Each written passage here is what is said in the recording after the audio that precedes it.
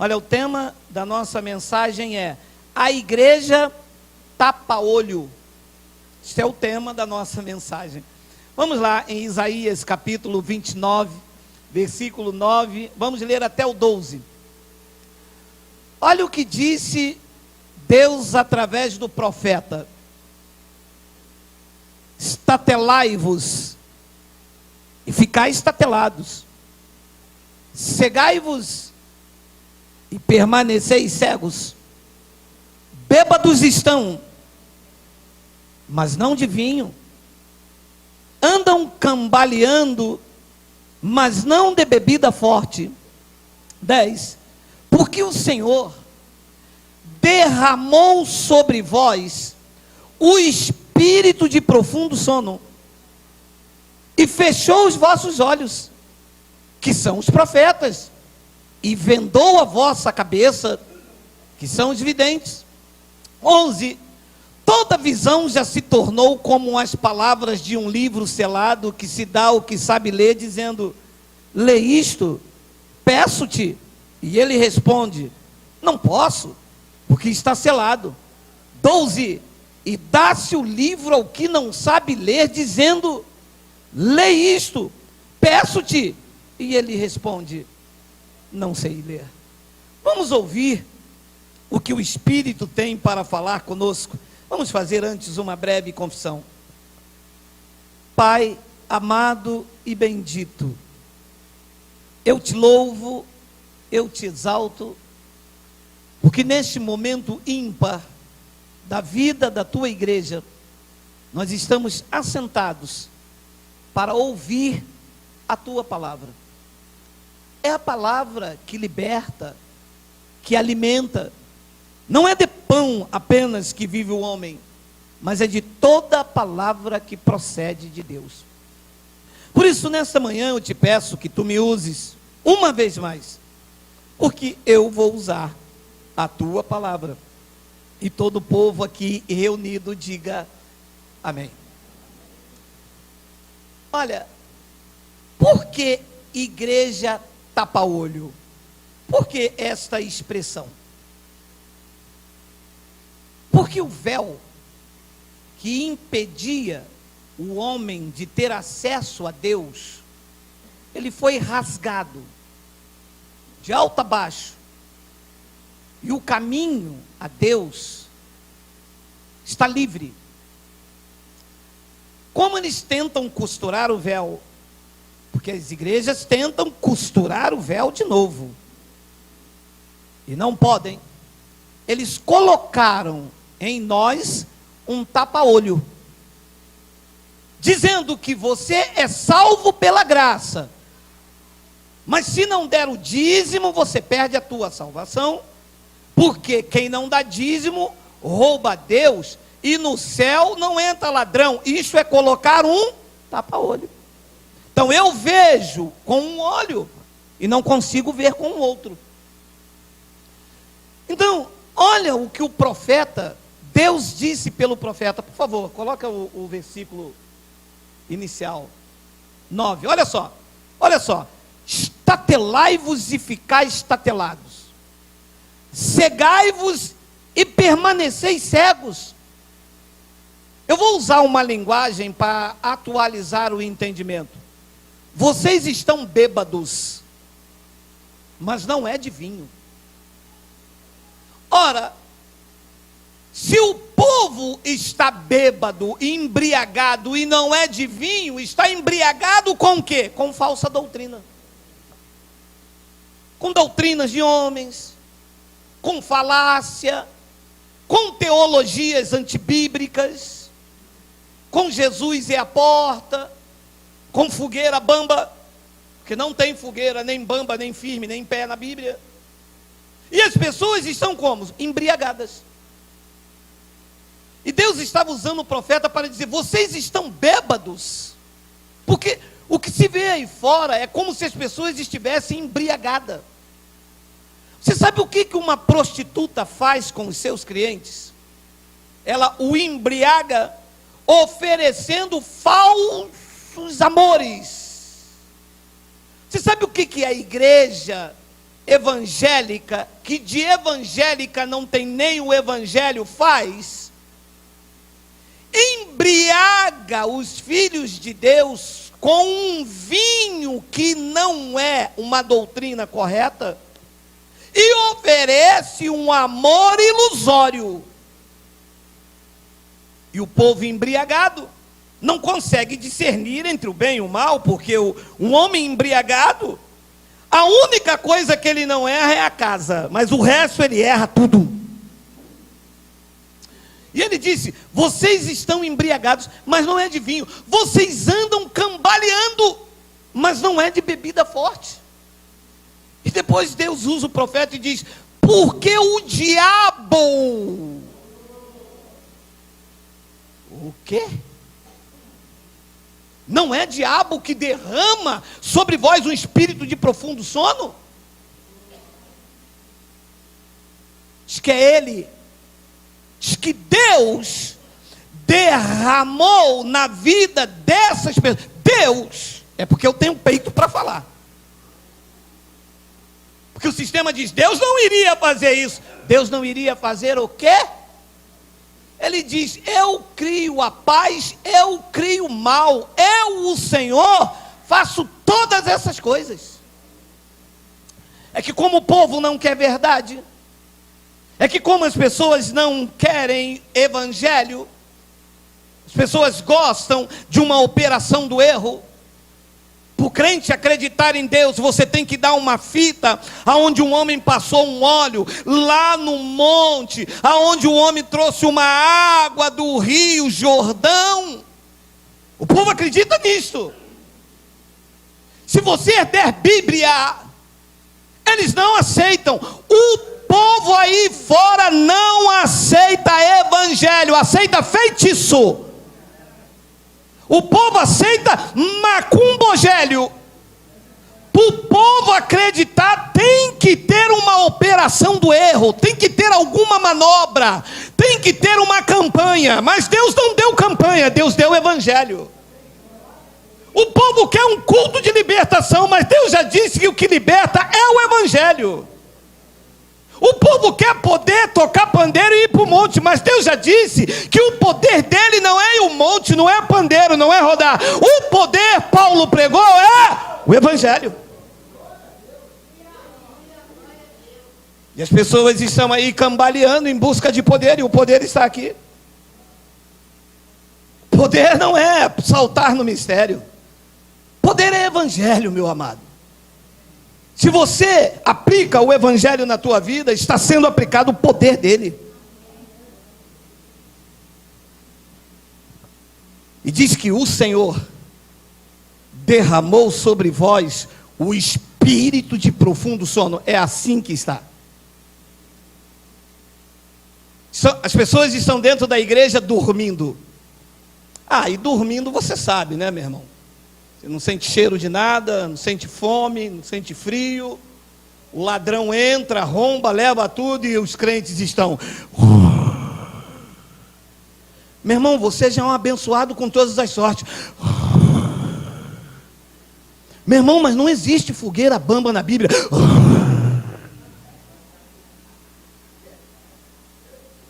Meu irmão, Deus te escolheu da palma da mão do Pai, ninguém te arrebata. Quem é que fez isso? O diabo. Quem? Diz que foi o Senhor. Por quê? Porque as pessoas não querem dar crédito à verdade. Depois ele diz que o Senhor fechou os vossos olhos. Quem é os olhos de quem anda dormindo? Quem é? Quem é? As pessoas querem andar com os olhos dos pastores. As pessoas não querem andar com os olhos aqui, no autor e o consumador da fé. Elas querem andar com os olhos e com o ouvido dos profetas. Não, mas meu pastor que disse. Meu irmão, você está andando com os olhos do pastor? Não, mas o meu pastor revelou, foi revelado lá. Você não viu o Senhor usar o profeta dele, o vaso dele? Meu irmão, você está andando com os olhos do profeta? Você tem que andar com os olhos no autor e o consumador da tua fé. Os nossos olhos estão em Cristo, meu irmão. Tem que estar escrito aqui, não o que o homem falou aqui. Eu não ando por o que um homem fala aqui. Eu não ando debaixo de uma unção do profeta. Eu não ando debaixo da Maria Tamanco. Deus me livre, Maria Tamanco, meu amado. Que negócio é esse aqui, meu amado? Eu ando debaixo do que diz o Evangelho. Se não estiver escrito e revelado no Evangelho, eu não recebo, meu amado. E Deus disse: eu fechei os olhos de vocês, que são os vossos profetas. E eu vendei a vossa cabeça, na mente não entra nada. E quem são a cabeça das pessoas? Os videntes, aqueles que ficam revelando CPF. Mas como, porra, meu amado, como as pessoas amam quem revela CPF. É o pastor da Receita Federal, né? Receita Federal conhece CPF. Se revelar CPF é casa lota.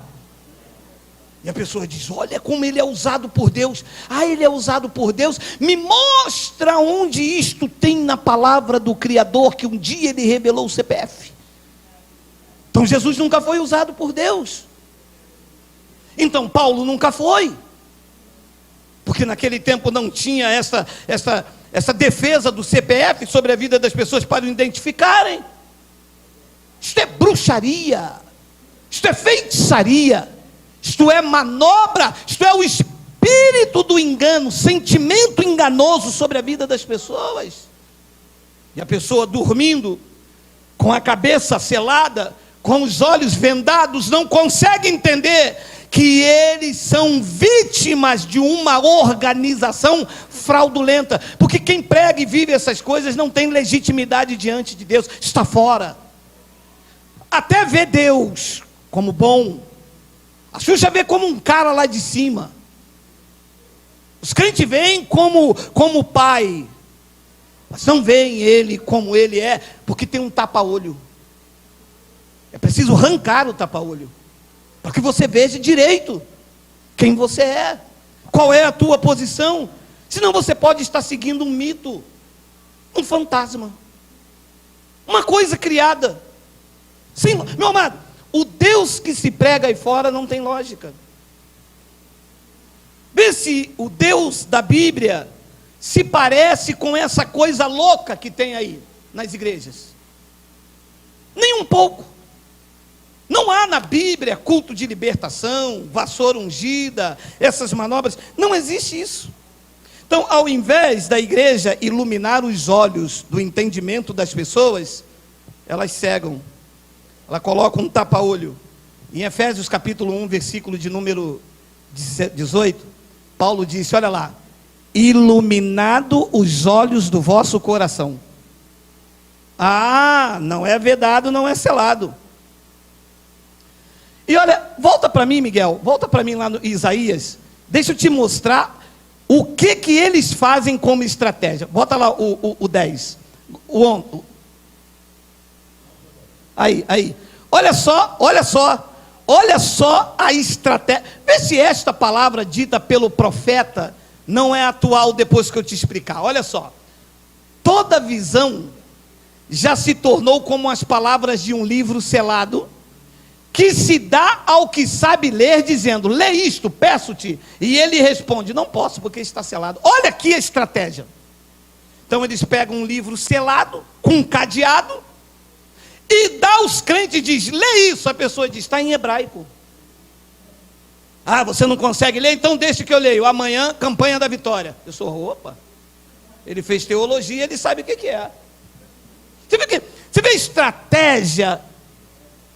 Diz que toda visão, o olho tapado, tornou como as palavras de um livro selado, que dá o que sabe ler, dizendo: lê isto, peço-te. Vê se não está aqui na palavra. Olha aqui. Aí a pessoa: ele é a rosa de Saron. Isso é livro selado. É porque, como você sabe ler, eu apresento que Jesus então disse que é a porta. Como você sabe ler, eu mostro que está lá na Bíblia que quem não dá dízimo rouba a Deus. Como você não sabe ler, você diz: está aqui. Mas isso é livro selado.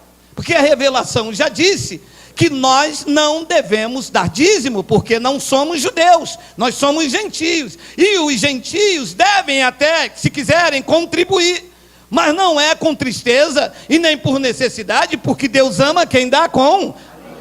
Esse livro não está selado, ele está revelado para a tua vida. Fica que estratégia. Eu pego um livro selado e dou a você, daí o livro está selado. Se eu te apresento a lei de Moisés, o livro está selado, a revelação não chegou. Depois ele diz no versículo de número 12, olha 12. Não, aí, o que houve aí? Não, Isaías 29, 12 pulou lá para Paulo, olha lá. Não, Isaías 29, versículo 12. A expressão aí está lá em Paulo.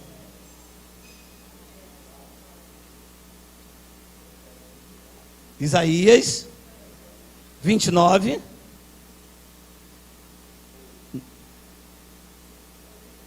Aí ele diz, olha lá. Pegou o livro selado, selou e deu a quem não sabe ler. Agora vem o outro lado da face. E dá-se o livro a quem não sabe ler. Tirou o selo, mas a pessoa não sabe ler. E dá-se o livro ao que não sabe ler, dizendo, lê isso, peço-te. Aí a pessoa diz o quê? Mas eu não sei ler. Então a quem sabe ler, sela o livro. E quem não sabe ler, tira o selo e mostra, porque não sabe ler. São essas estratégias. Quantas vezes você passou dentro da igreja e diz, eu não entendo nada. Amados, a Bíblia sempre foi um enigma, até que a revelação da graça chegou em nós e agora nós entendemos tudo. Perfeito, às claras, sem manobra, meu amado, ninguém me engana.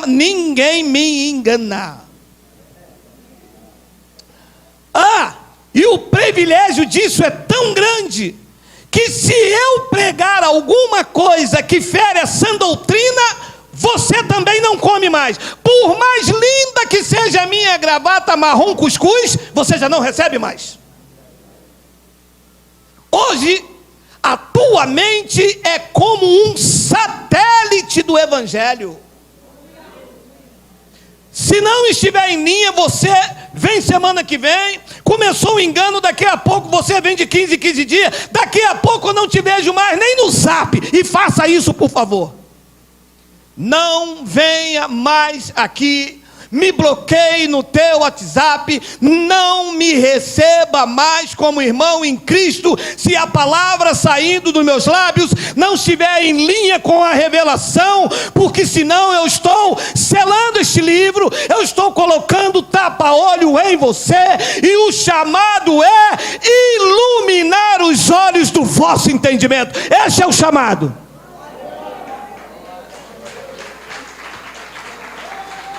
Chega de tapa-olho. E agora sim, Paulo disse em Efésios 1, versículo 18, olha lá.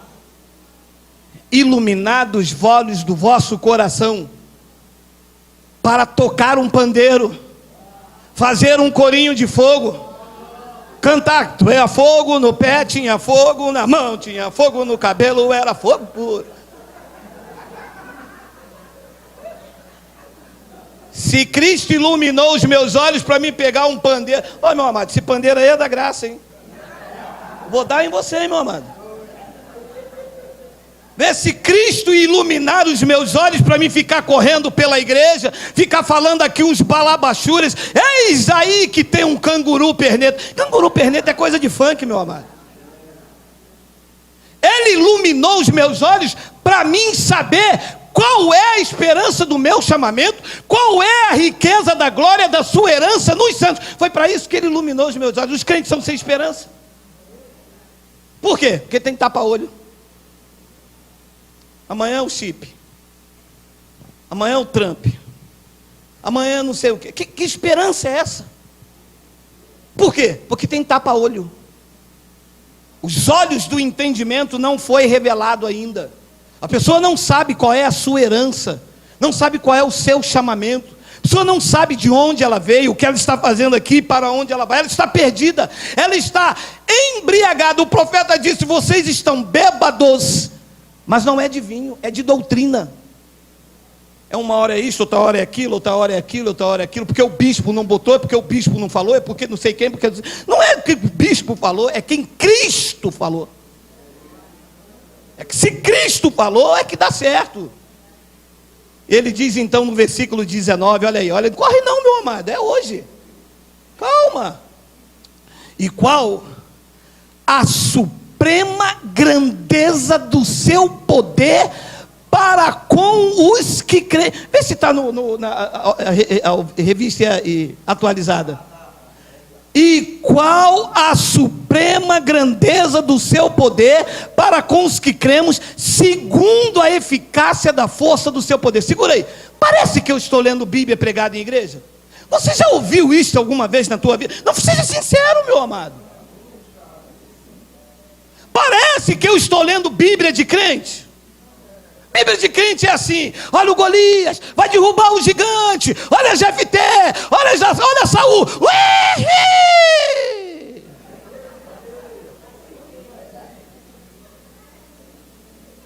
Meu amado, eu nunca vi crente viver isso aqui. A suprema grandeza do seu poder para com nós os que cremos. Existe uma suprema grandeza de poder para quem crê. Mas eu não vejo os crentes viverem isso. Mas isso estava aí. E qual a suprema grandeza do seu poder para com os que cremos, segundo a eficácia da força do seu poder. Não é a eficácia do jejum, não é a eficácia do pão, não é a eficácia do suco, não é a eficácia do batismo, não é a eficácia da vigília, não é a eficácia do monte. Diz o Espírito Santo na minha boca que é segundo a eficácia do seu poder. E o seu poder não está num homem, não está numa placa, não está na igreja, não está no bispo. O seu poder é o evangelho aplicado, vivido, revelado, que transforma, que levanta, que edifica quem recebe a palavra.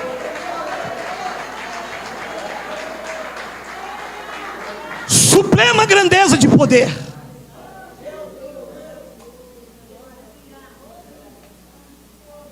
Eu vivo isto, porque eu não tenho tapa-olho, eu não estou bêbado, eu não estou embriagado, eu estou numa plena consciência de que o evangelho tirou o tapa-olho de mim, meu amado. Depois ele diz no versículo de número 20, olha aí: o qual exerceu ele em Cristo, ressuscitando-o dentre os mortos, e fazendo-o sentar à sua direita nos lugares celestiais. 21, acima de todo o principado, e potestade, e poder, e domínio, e de todo nome que se possa referir, não só no presente século, mas também no século vindouro. E a igreja arrumando um inimigo paralelo para ele, e a igreja inventando um inimigo imaginário contra ele. É porque vai haver uma batalha do Armagedon, e Jesus virá num cavalo e vai lutar com o diabo no deserto. Talvez, quem saiba, dê pelo menos um empate. Meu amado, os olhos de vocês estão vendados, vocês estão bêbados, vocês estão cambaleando. Isso aqui não é um livro que se dá selado a quem sabe ler. Isso não é um livro que se dá aberto a quem não sabe ler. Isto é o evangelho de Cristo, que só dá a quem tem olhos iluminados para ver a suprema grandeza do seu poder. E a palavra revelada esta manhã diz que ele está acima. É de algum ou é de todo? É de todo. E que ele está acima também de toda potestade, e que o Cristo, cabeça da tua vida, está acima de todo poder, de todo domínio e de todo todo nome que se possa referir, não só no século presente, mas também no século vindouro. Ele está acima da miséria, ele está acima do câncer, ele está acima da fraqueza, ele está acima da pobreza, do olho grande, de tudo aquilo que tenta te paralisar. O cabeça da tua vida está acima, porque ele é maior do que tudo, e eu recebo isto para a minha vida, meu amado.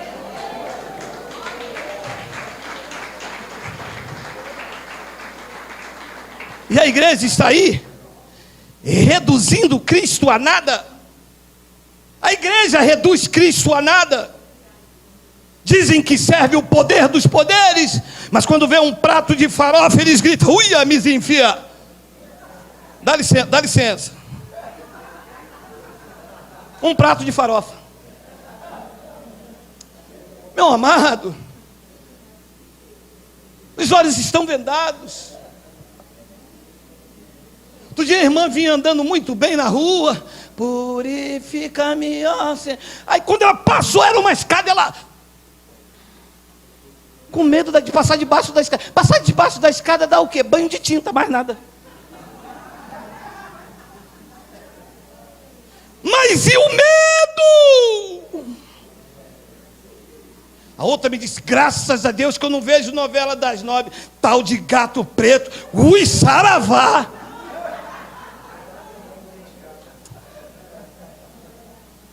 Tem medo de gato preto, minha amada? Escada de sexta-feira? Sei não, hein, minha amada? Sei não, hein? Acho que você é do outro lado mesmo, hein? Quem é eleito não tem medo disso não, meu amado. Meu amado, o gato preto, quando olha para você, a luz é tão intensa, que sabe o que ele faz? Miau.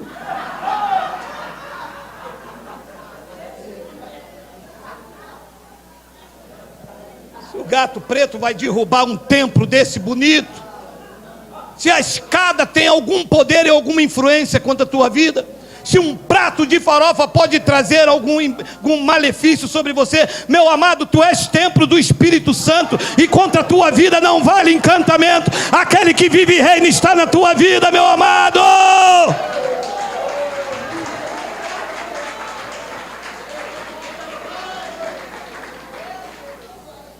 Colocaram venda, os crentes estão com venda, não conseguem ver direito, meu amado. A igreja botou um tapa-olho, você sabe como é que as pessoas se veem aí fora? Você não, porque hoje você está na graça. Mas eu me lembro quando você chegou aqui. Primeira vez que eu te recebi com amor não fingido, tomei um café, você: pastor, eu não valho nada. Eu de cabeça baixa, passando o pão na manteiga. Você: pastor, eu sou o pó da terra. Eu fui virando. Quando eu olhei, tinha um tapa-olho, eu ranquei.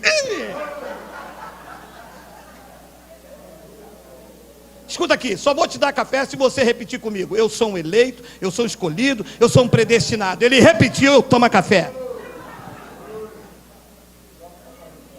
Sem tapa-olho, meu amado. Veja-se como Deus te vê. Deus não te vê um miserável, Deus te vê abençoado. Deus não te vê desistindo, Deus te vê avançando. Deus não te vê perdendo, Deus te vê mais do que vencedor. Veja-se como Deus te vê, mas deixa eu arrancar o tapa-olho da tua vida, para que tu veja a luz do Evangelho resplandecer na tua vida, e em todas as coisas tu serás mais do que vencedor, em tudo, porque Deus não falha.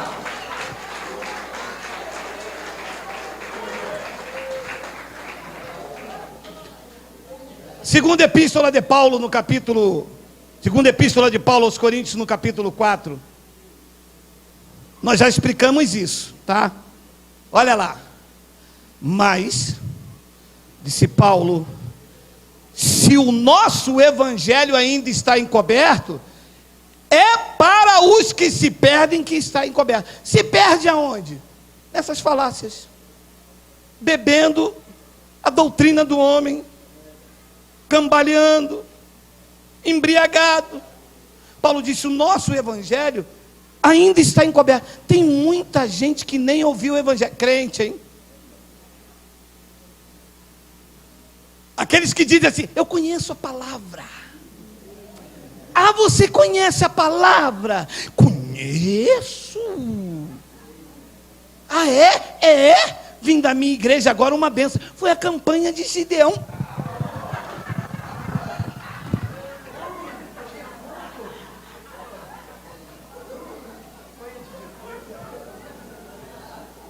Amado, você conhece o que, meu amado? Você está bêbado.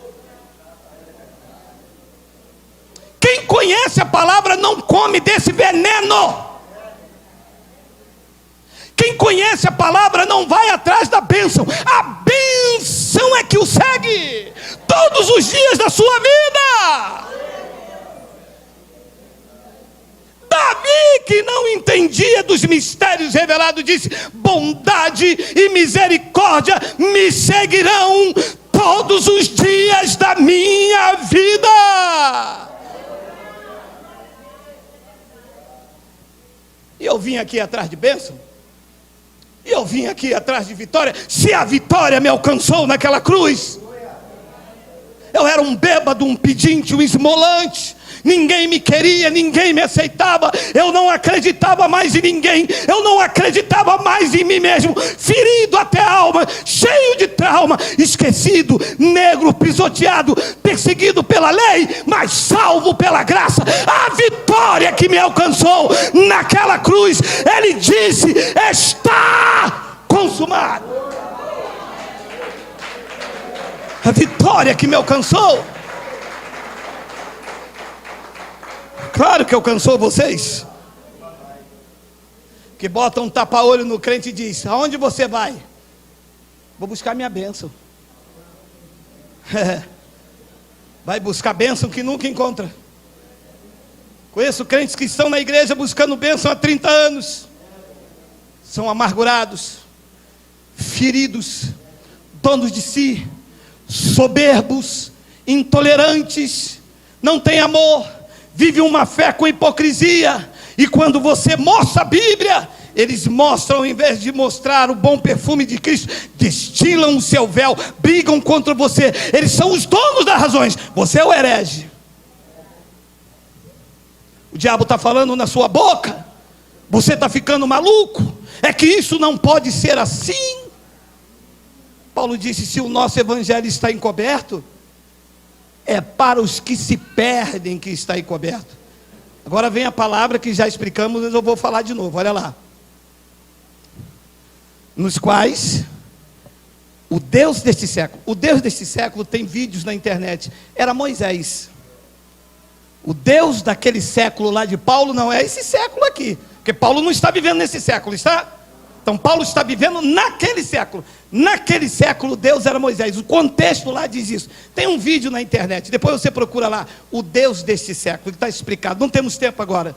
Nos quais o Deus deste século cegou o entendimento dos incrédulos. Para quê? Para que não lhes resplandeça a luz do evangelho da glória de Cristo, o qual é a imagem de Deus. Então, o que fazem os deuses deste século dentro da igreja? Tapa o teu entendimento para que o evangelho não resplandeça na sua vida. Porque se você descobrir que dízimo não era dinheiro e sim alimento, você sai de lá. Se você descobrir que não tem campanha na Bíblia, você sai de lá. Se você descobrir que fogueira santa não é de Deus, você sai de lá. Se você descobrir que Deus não precisa do dinheiro do homem, você sai de lá. Se você descobrir que você não perde a sua salvação, porque o dono da igreja disse que da palma da mão do Pai ninguém te arrebata, você sai de lá. Eles não querem que a luz do evangelho resplandeça no teu coração, porque uma vez que o evangelho seja revelado, você tem segurança e saiba que homem nenhum mais te engana nessa terra. E ele vai arrancar o tapa-olho de você para quê?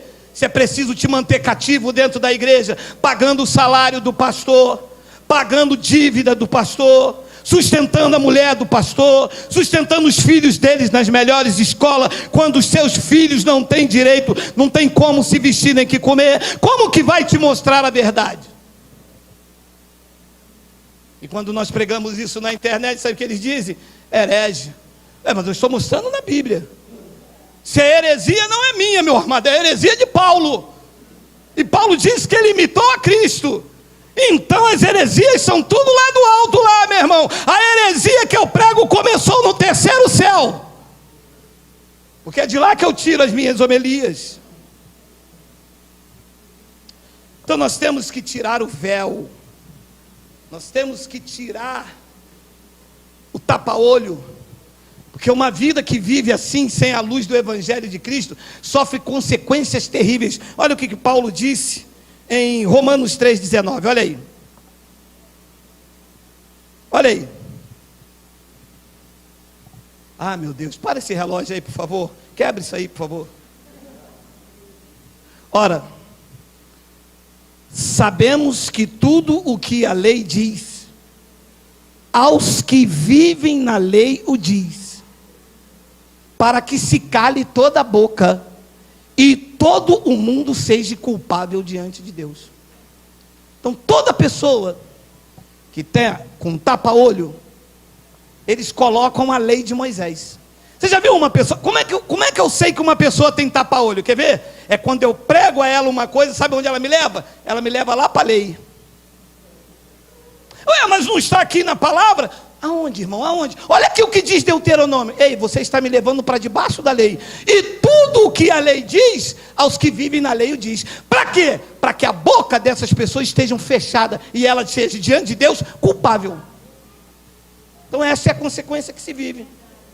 Quando você mostra alguma coisa no Evangelho, sabe onde a pessoa vai? Ué, mas você está aqui para dar dízimo lá em Malaquias, mas Malaquias é Evangelho da graça ou é livro da lei? E o que a lei diz é para quem vive debaixo da lei. E nós não vivemos debaixo da lei, nós vivemos debaixo da graça. É, mas olha o que diz aqui Mateus. Alô!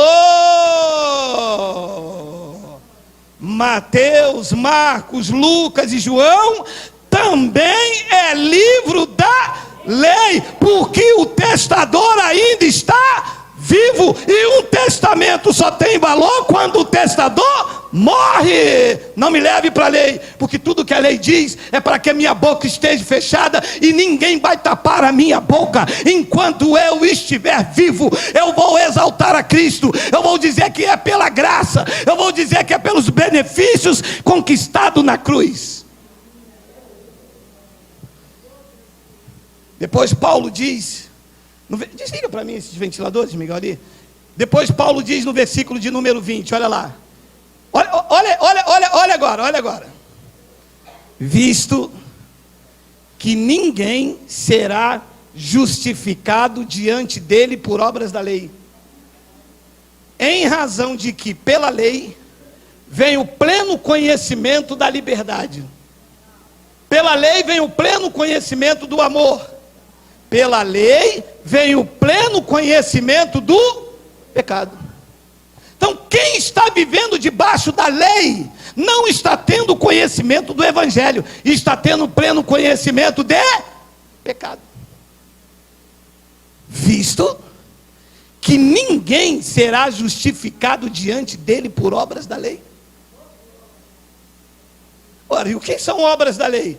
Jejum, batismo, Páscoa judaica, que eles chamam de ceia, não é ceia, é Páscoa. Tudo isso são obras da lei. E que Paulo está dizendo, isso não justifica ninguém. Isto em razão disso, é por isso, pela lei, que vem o pleno conhecimento do pecado. 21. Mas agora, sem lei, é com lei ou sem lei? Sem lei. Então quer ver a justiça de Deus manifestada na sua vida? Tem que tirar a lei, tem que tirar o batismo nas águas, porque o batismo agora é do Espírito Santo. Tem que tirar a Páscoa, porque Cristo, o nosso Cordeiro Pascual, já foi sacrificado. Tem que tirar as vigílias, porque vigília nunca foi para dar poder, porque poder é evangelho. Vigília era um espaço de tempo entre os judeus, como é a madrugada entre nós. O dono da igreja disse que ninguém poderia trabalhar à noite naquela época. Vigília não tem nada a ver com comunhão, é uma ignorância espiritual. Todas essas coisas são lei. Paulo disse, sem lei se manifestou a justiça de Deus, testemunhada pela lei e pelos profetas. Então, amado, os pastores continuam colocando véu, e todas as pessoas que os obedecem estão contra o Evangelho.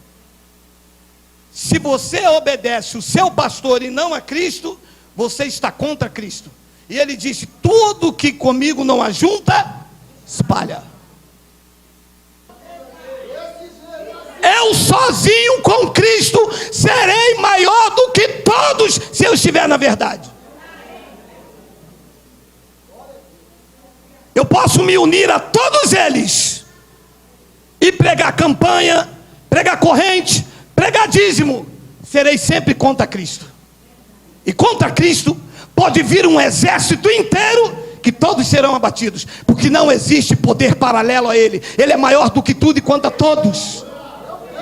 E eu estou do lado dele. Se está escrito, eu creio, meu amado. Ainda que eu fique sozinho com a palavra, eu com Cristo serei maior. E se matarem o Senhor, estou em lucro, porque o morrer para mim é lucro. O viver pode ser até ganho, mas o morrer em Cristo para mim é lucro.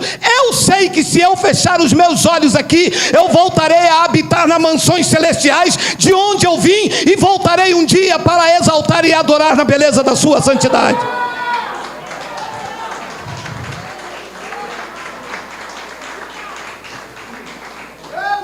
Se não estiver igual a palavra, e em especial no novo pacto, no evangelho de Cristo, porque antes da cruz não tem evangelho, antes da cruz é lei, e ninguém será justificado diante dele por obras da lei.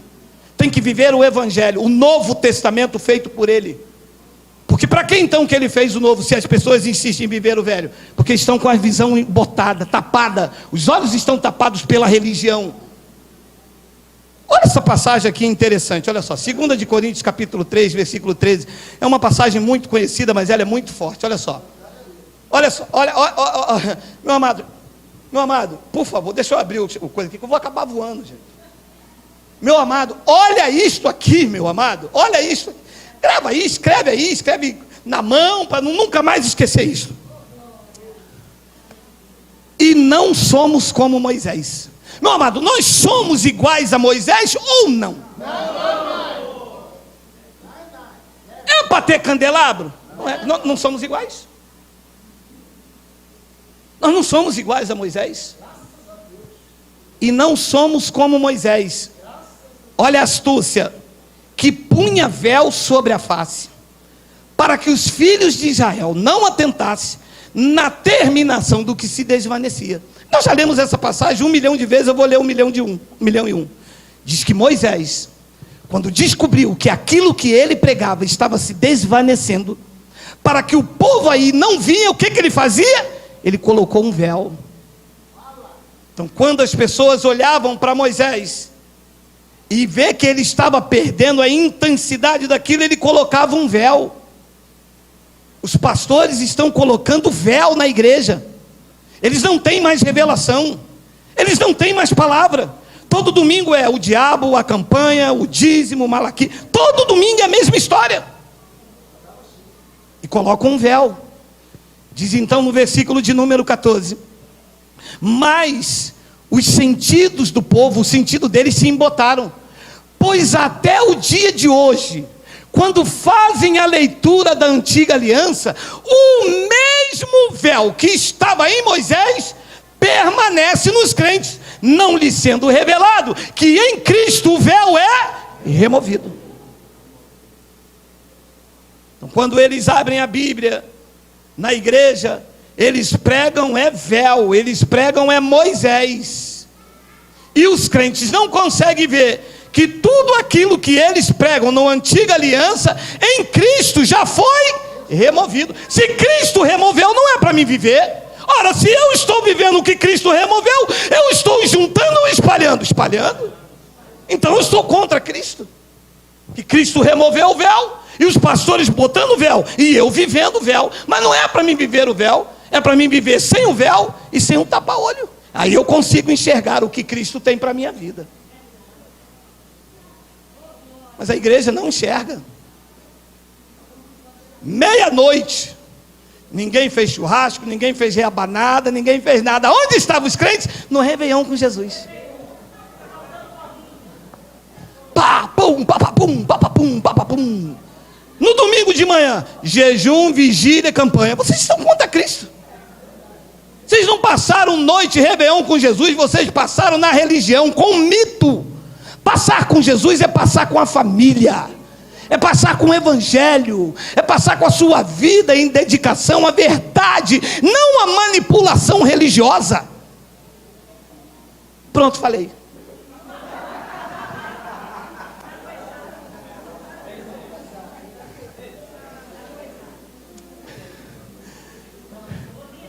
O mesmo véu permanece, não lhes sendo revelado que em Cristo é removido. 15, mas até hoje, quando é lido Moisés, e Moisés foi até o livro de João, quando é lido Moisés, o véu está posto sobre o coração deles. De vez em quando chega um aqui com aquilo, meu amado, não é nem um véu, é um toldo grandão assim no coração. Que isso aí, meu amado? Isso aqui é o véu de Moisés no meu coração, pastor. Porque quando eles falam, olha, mas até hoje, quando é lido Moisés, e o outro me diz, olha, lindo, cara, porque eu não posso falar maldição, que uma boca não pode, sabe? Não pode falar bênção e maldição, mas a vontade, dá vontade. Eu digo abençoado, ele disse para mim, o senhor só prega Paulo. Abençoado, se eu pregar Moisés, eu estou colocando véu no seu coração. E eu tenho que tirar o véu. E só tiro o véu se Cristo entrar no teu coração. Paulo trouxe a revelação de Cristo para o seu coração. Moisés trouxe véu, abençoado. A pessoa não entende, está bêbado, mas não é de vinho. Ele anda cambaleando, mas não é de bebida forte. Ele anda cambaleando, é de Exu, é de pombagira que botou no crente. O pneu furou, foi o quê? Pneu furou, acende farol, acende farol. Esse é o tipo de crente que tem por aí. Mas até hoje, quando é lido Moisés, o véu está posto sobre o coração deles. 16, quando porém algum deles se converte ao Senhor, o véu lhe é retirado. Olha o véu, saiu o véu aí. Olha o véu retirado, olha o véu retirado. Olha quantas pessoas convertidas. Sem véu, sem véu, sem véu, sem véu, sem véu, sem véu, sem véu. Olha o véu foi tirado.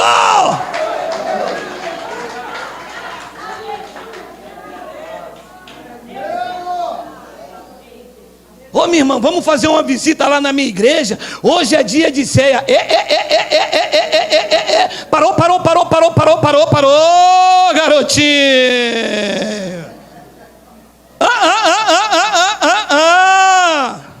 O véu foi tirado.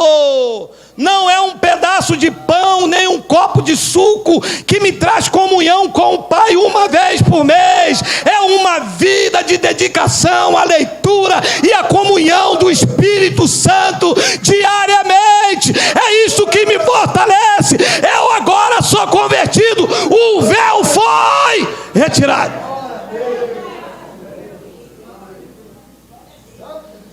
Irmão, vamos lá no meu ministério hoje, vai começar uma campanha que é uma bênção. É mesmo? É. Dá tudo que você tem para você ser abençoado. Eia!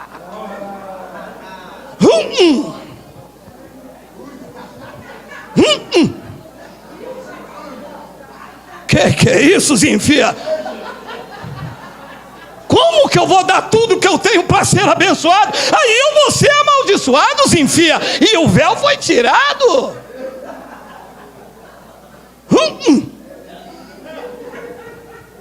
É que fala assim, eles correm logo.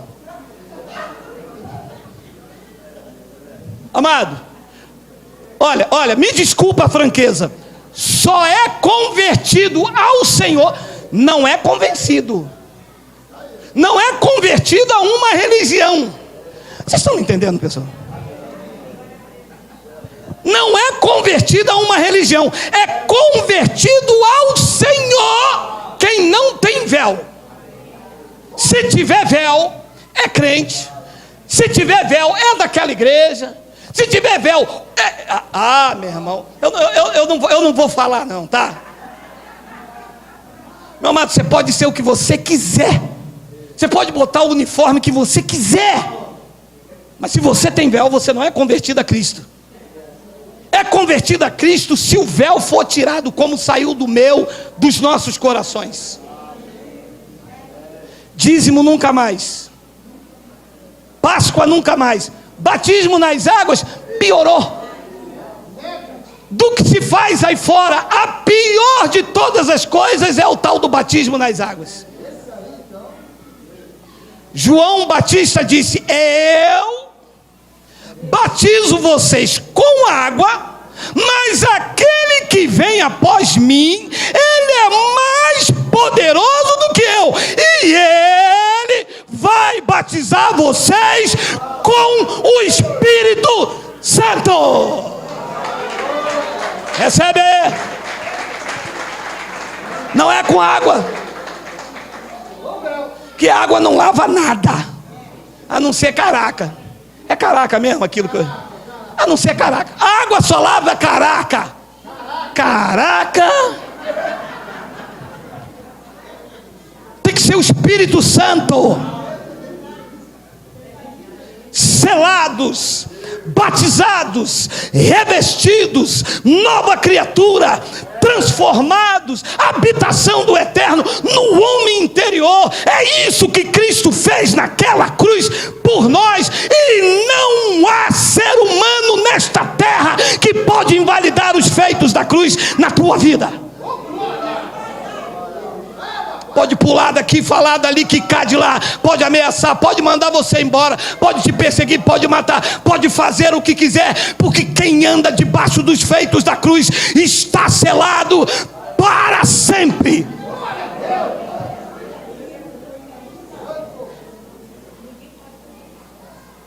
Tem mais aí, meu amado? Tem 17, mano? Ora, o Senhor é o Espírito,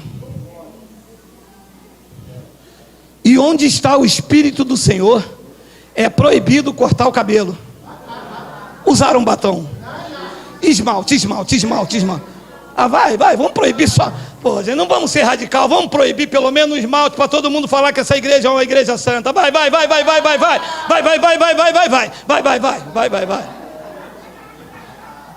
Aonde está o Espírito do Senhor, aí quem tem liberdade para dar um abapai daquele bem grande.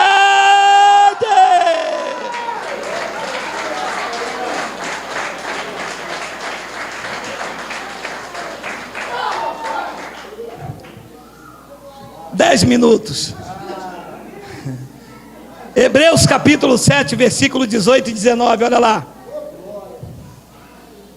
Portanto, por um lado se revoga a anterior ordenança, por causa da sua fraqueza e inutilidade.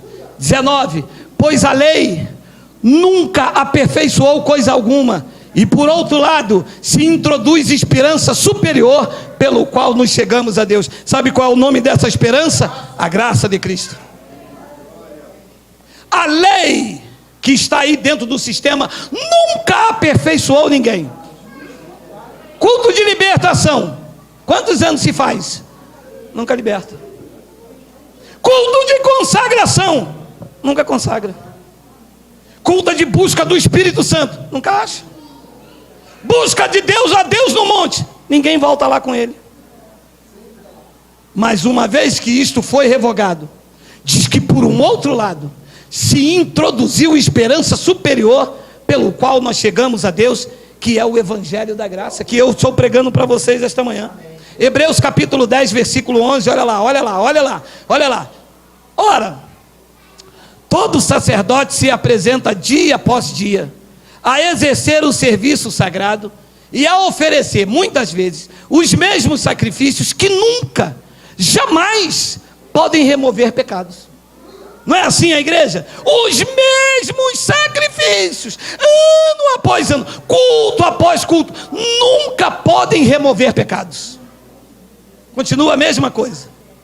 Réveillon com Jesus, a mesma coisa. Ceia, a mesma coisa. Dízimo, a mesma coisa. Ui, pelo dízimo então, hein? Olha quantos vieram de lá. Deram dízimo a vida inteira. Alguns quebraram no meio, meu irmão. Alguns deram, foi tudo que tinha. Quem foi que enriqueceu? Vai ver as mansões dos bispos. Vai lá.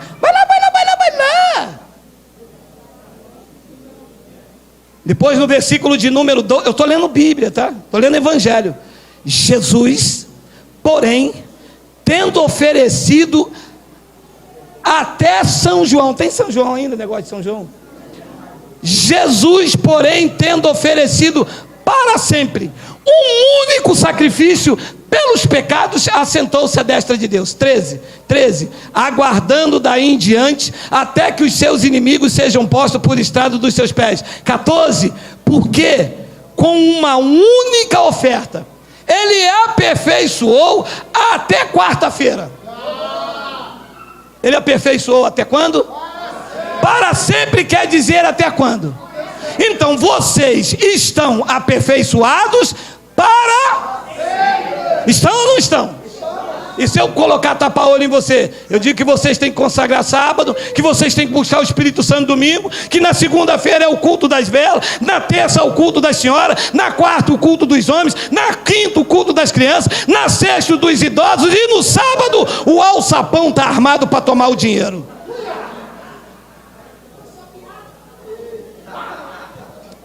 Diz que com uma única oferta, apresentando o seu corpo naquele madeiro, por mim e por você, diz que ele aperfeiçoou para sempre, quanto estão sendo santificados. Santificados por meio do quê? Da pregação do Evangelho.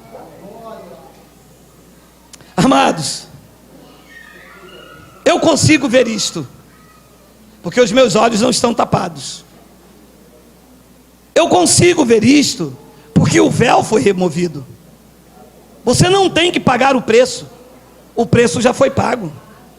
Você não pode pagar dízimo, você é propriedade de Cristo. Você não deve fazer sacrifício, o sacrifício já foi feito. Ora, se nós não devemos fazer sacrifício, nós devemos fazer o quê? Crer. Crer que Ele já fez, eu estou perfeito. Crer que o meu espírito está pronto, embora sabendo que a minha carne é fraca. Crê que ninguém me separa da palma da sua mão? Crê que eu sou um eleito dele, sou um filho e o pai quer o melhor para o seu filho? Nós não devemos fazer sacrifícios de todos, fazer obras mortas. Nós devemos crer, ouvir a palavra e praticar a palavra do Evangelho. Olha só rapidamente Lucas capítulo 10, versículo 38. Ai meu Deus, não vai ter tempo, 5 minutos. Vamos lá, me suportem, amor. Amém, amém, amém, amém. Diga amém.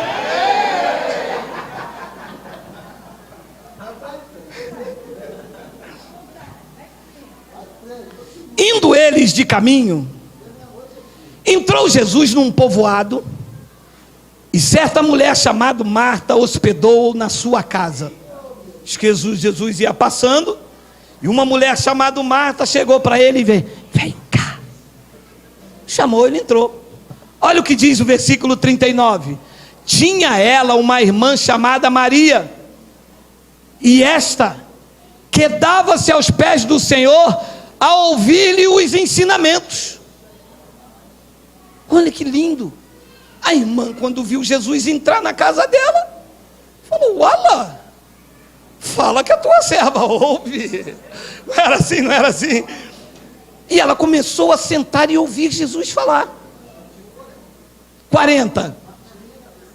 Marta agitava-se de um lado para outro, ocupada em muitos serviços. Então se aproximou de Jesus e disse, Senhor, não te importa de que minha irmã tenha deixado que eu fique servir sozinha? Ordena-lhe, pois, que venha ajudar-me. Olha, Marta, por favor, 40, senão eles ficam sabendo demais, eu não quero, eu quero botar tapa-olho, meu amado. Marta, quando viu aquilo, Maria sentada, ouvindo o Evangelho, igual você está, sentadinha ouvindo o Evangelho. E Marta agitada de um lado para o outro, eu vou no monte, eu vou na consagração, eu vou na busca do Espírito Santo. Espírito Santo, glorifica Jesus. Ela quando olhou, viu Maria só absorvendo do Pai. Maria só crescendo na graça e no conhecimento. E ela, agitada de um lado para o outro. E ela chegou até Jesus e disse: ué, tu não te importa de enquanto eu vou evangelizar, enquanto eu vou no hospital, enquanto eu vou no... Não que isso não deva ser feito, mas tem que ser feito com sabedoria e equilíbrio. Não vai ficar num sol de 40 graus com um terno desse igual a mim, de R$ 3,99 a mensalidade por mês, dizendo: Jesus vai voltar, e cospe nos outros tudo.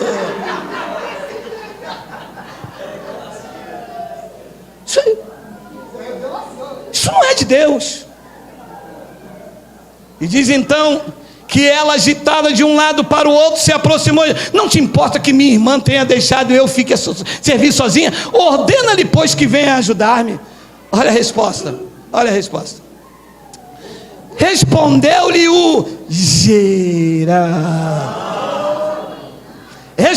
o Senhor: Marta, Marta, andas inquietas e te preocupas com muitas coisas. A igreja está inquieta, preocupada com muitas coisas. A igreja quer salvar quem nasceu para ser rejeitado, meu amado. Já disse isso dezenas de vezes. Ele disse: eu amei Jacó e me aborreci de Esaú. A igreja quer amar Esaú e rejeitar Jacó. Marta, Marta, tu andas inquieta e te preocupa com muitas coisas. 42. Entretanto, pouco é necessário, ou mesmo uma só coisa. Maria, pois, escolheu a boa parte, e essa não lhe será tirada. Qual foi a parte que Maria escolheu? Ouvir a palavra. Qual foi a parte que você escolheu? Ouvir o evangelho. E isso não te será tirado. Assim é. Meu amado, a melhor parte é esta que você está fazendo. Esta é a melhor parte. E a igreja anda agitada e preocupada com coisas que não traz conhecimento. Marta é a igreja da lei com as suas obras. Maria é a igreja da graça que busca o conhecimento e o alimento sólido, e é a parte que não será tirada. Amados, nós não devemos fazer obras, andar inquieto. Nós somos da fé.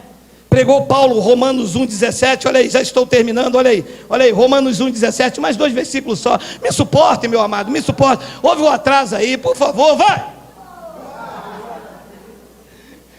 Agora eu vou ameaçar vocês com o microfone. Visto que a justiça de Deus se revela no monte. A justiça de Deus se revela onde? No evangelho. E diz que é de fé em fé, como está escrito: o justo viverá de sacrifício, o justo viverá de obra, o justo viverá de quê? De fé. Agora, não é fé naquilo que você faz, porque as pessoas dizem assim: pastor, mas eu dei todo o meu dinheiro por fé. Não, isso não é fé, isso é burrice. Fé naquilo que Cristo diz a teu respeito, isto é fé. A fé que traz resultados é a fé naquilo que está escrito a teu respeito. Esta é a fé que traz resultados. Se eu mandar você dar todo o seu dinheiro, não foi fé, foi golpe. A fé que traz resultado é a fé que você tem que crer naquilo que Cristo diz que você é. Se você agir em cima da palavra dele, ele honra esta fé na palavra dele. Que a pessoa diz assim: pastor, eu tenho maior fé. Tem. Pastor, meu salário mínimo aumentou para R$ 1.200. Comprei um Corolla, a prestação é R$ 1.190. Eu vou ficar com R$10 para a obra de papai. R$10 para a obra de papai, meu amado. Está vendo que você não vai pagar coisa nenhuma, meu amado? Isso não é fé, meu amado. Fé é você acreditar naquilo que o evangelho diz que você é. Isto é fé. Fé é isto aqui, olha só, Gálatas capítulo 4, olha só. Olha só, mais 2 versículos só. Não vou jogar microfone não, é brincadeira. Vindo, porém, a plenitude do tempo, Deus enviou seu Filho, nascido de mulher, nascido sob a lei, 5, para resgatar os que estavam sob a lei. Quer dizer que quem está na lei ainda não foi resgatado por ele. Para resgatar os que estavam sob a lei, a fim de que recebêssemos a adoção de filhos. 6. E porque vós sois filhos, Deus enviou ao nosso coração o Espírito de seu Filho que clama: terra!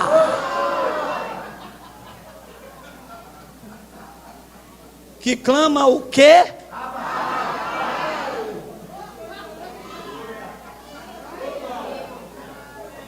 Então, quando eu vejo alguém gritar assim: terra! Eu falo: sai de ré.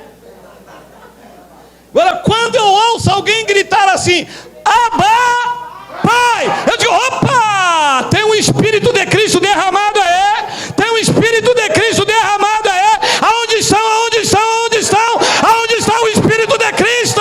Diga aí: Abba, Pai, diga Abba, Pai, diga Abba, diga Abba. Aí está o Espírito de Cristo derramado, meu amado.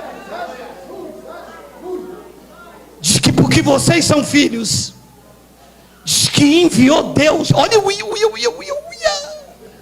diz que Deus enviou ao nosso coração o Espírito de seu Filho, e esse Espírito do Filho dele em nós clama: Abba, Pai. Não, eu tenho mais.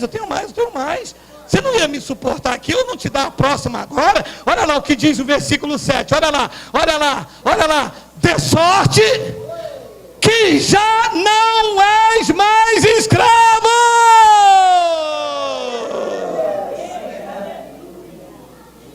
e vocês, porém, são filhos, e sendo filho também, vocês são herdeiros de Deus. O justo viverá pela fé. Quem tem fé para acreditar que é um herdeiro, diga glória.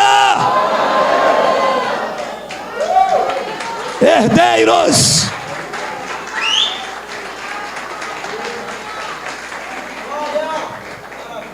A religião vem, bota um tapa-olho e diz: sabe o que?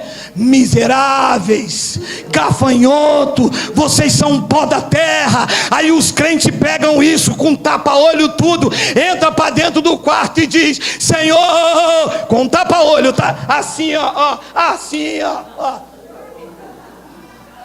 Senhor, eu não valho nada, eu sou um miserável, eu sou um pó da terra. E Deus diz: ouve o evangelho da graça, que esse tapa-olho vai sair. Vocês vão descobrir que vocês não são escravos, que vocês são meus filhos, e como meus filhos, vocês são meus herdeiros. Recebe aí herança, recebe aí provisão, recebe prosperidade, recebam cura, recebam.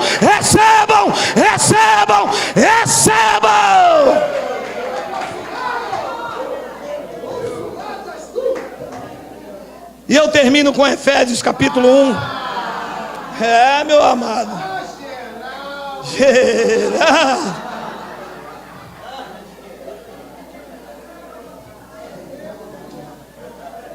meu amado, vocês querem acabar comigo, meu amado? Sou herdeiro, meu amado. E eu termino então com Efésios capítulo 1, versículo 11 ao 14. Nele que venceu a morte, nele que deixou o túmulo vazio, nele que na cruz pagou o mais alto preço por nós, nele que derramou o seu sangue e nos trouxe a graça, e que essa graça não é em vão.